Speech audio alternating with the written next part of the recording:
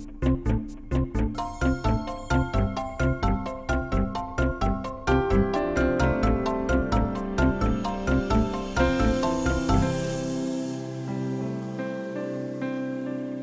I'm Margot Politis. Welcome to Study English, IELTS preparation. Today we're going to look at conditional sentences. They're sentences that use if. If you listen carefully, you'll be able to hear Dr. Malcolm Simons talking about junk DNA, the parts of DNA that people used to think were just rubbish. Listen to the different types of sentences he uses. Under Darwinistic notions, you would think that junk would drop off under the theory of natural selection, just like species drop off if they hit ecological niches, which is incompatible with survival. If they can adapt to those niches, then those that can survive and those that can't die is the notion.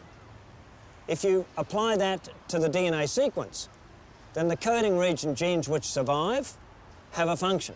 And by the way, the non-coding sequences have survived as well. So the proposition would have to be that if they're there, they've got a function. In listening to Dr. Simons, you can hear that he uses a variety of sentences. This makes for much more interesting language. You should practice using sentences of different lengths and types, especially complex sentences.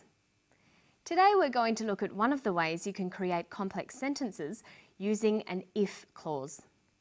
An if clause is a phrase that gives a condition that's necessary for something else to happen. They're often called conditional clauses. If means when, provided that, or on condition that. There are a few basic patterns for the if clause. Listen to this. If they can adapt to those niches, then those that can survive and those that can't die. So the proposition would have to be that if they're there, they've got a function. If they can adapt, then those that can survive. The pattern here is if, simple present tense verb, comma, followed by the word then. Then introduces a clause describing the consequences. Look at the second example in the extract. If they are there, they have a function. Notice that the then is left out in this example. Then is optional. He could have said if they are there, then they have a function. Let's look at some more. If you have a university education, then you have more opportunities. But the then is optional. You can leave it out. If you have a university education, you have more opportunities. Notice that this pattern can be reversed. You have more opportunities if you have a university education. We never include then when the pattern is reversed like this. Let's try with the example from the story. If they're there, they have a function. They have a function if they're there. Okay, now here's the second pattern for if sentences. This is for when the suggestion is less definite or less likely. If you had a university education, comma, then you would have more opportunities. The pattern here is if, past tense verb, comma, then, would plus the verb. If you had a university education, then you would have more opportunities. We use this pattern when we're talking about the future and about something that may not be as likely to happen. Compare these two patterns. If you study hard, then you will pass your test. If you studied hard, then you would pass your test. In the first example, it's a bit like making a useful suggestion. The second sentence is less definite and less polite. It suggests that the person doesn't study hard now.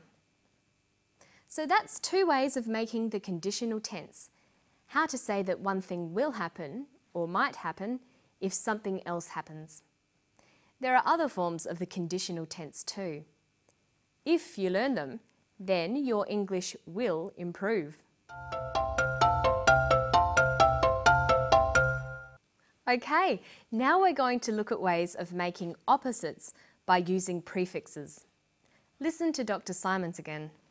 Under Darwinistic notions, you would think that junk would drop off under the theory of natural selection, just like species drop off if they hit ecological niches, which is incompatible with survival. If they can adapt to those niches, then those that can survive and those that can't die is the notion. If you apply that to the DNA sequence, then the coding region genes which survive have a function. And by the way, the non-coding sequences have survived as well. In the passage, we heard the words survive and die. They have opposite meanings. To survive means to keep on living, and to die means to stop living. We call words with opposite meanings opposites. Sometimes opposites are formed from the same word stem using prefixes. Two of the prefixes he uses are in and non. Listen. And by the way, the non-coding sequences have survived as well. He calls the junk DNA the non-coding sequences. Non-coding means not coding. Notice that we use a hyphen with the non prefix. Non usually forms adjectives. It means not in the group of. So we have non-European, non-Aboriginal, or non-government. Non can also just mean not, giving a negative sense to a word. Non-fiction, non-smoking, and non-stick. The prefix in is used with adjectives as well to make opposites.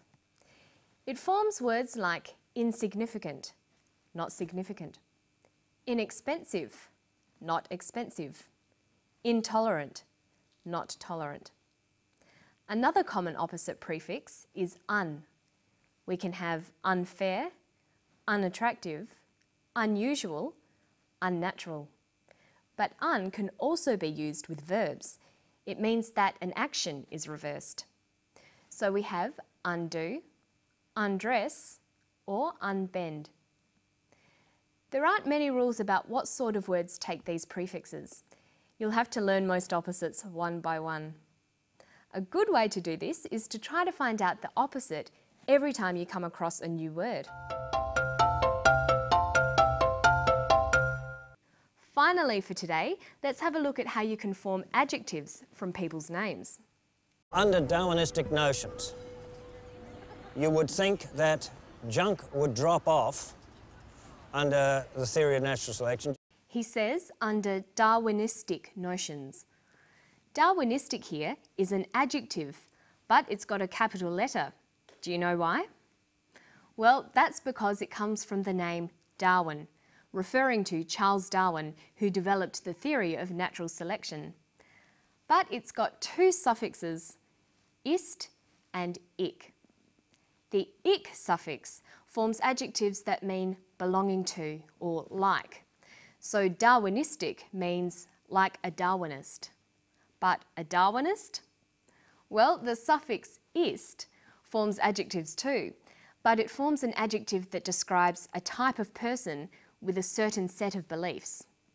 When ist is added to people's names, it means someone who follows that person or who believes in what they wrote or said.